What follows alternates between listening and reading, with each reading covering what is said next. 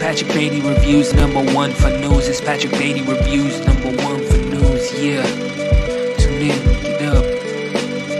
Yeah, what's up? Keep the change, you filthy animal.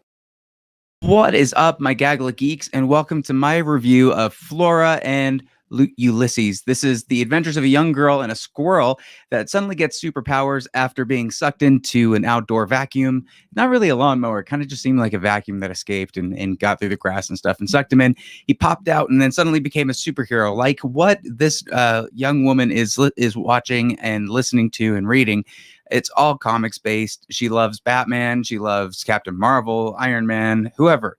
And she's very insistent on thinking that she is not a cynic. In fact, the word cynic is thrown out all the time in this movie.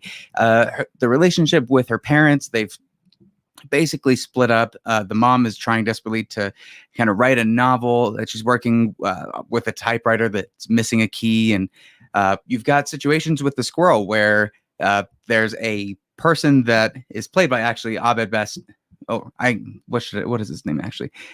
Danny Pudi from Community. He's playing someone trying to catch the squirrel. The dad is played by Sean Ralphio, otherwise known as Sonic, Ben Schwartz. And yeah, the premise is pretty simple. This is mainly just about a young girl and this superpowered squirrel. It kind of reminds me a little bit of Beethoven in some ways, but in a sense, like obviously they can't keep the squirrel, so things go from here to there. I don't feel like spoiling any of this is going to be a big issue when it comes to if you guys are looking for watching this, because at the end of the day, this is definitely a kids movie. I mean, this is a kids movie about a young girl and a squirrel, family kind of on the ropes, but getting back together, banding together because of the child. I think for the most part, it works pretty well. The relationship with the parents is definitely the through line through everything, but the girl is actually pretty charismatic. There's some really good, like fun little like kid humor, I guess you could say. A lot of the stuff that involved the animals were very CG like, so not necessarily like Lion King, but maybe a little bit worse than that. So like if you have the pet control person now having like hundreds of squirrels running around you, it's not going to look very real, and it clearly looks like he's just jumping around swatting stuff down. But what the main question for this, if parents are watching, is can you stand it? Like, can you sit and watch this film with your kids and not be tearing your eyes out? And I could say for the most part, this actually does its job pretty well.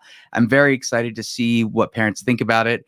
It definitely has a feel of, I wouldn't say unoriginality, but of taking from similar films like this. So you're not going to see anything super big in regards to like a change of the game when it comes to this movie, but you will end up having some entertainment moments, and I think the kids will be watching it and fairly entertained while doing so if they're not on their phone or tablet or something like that.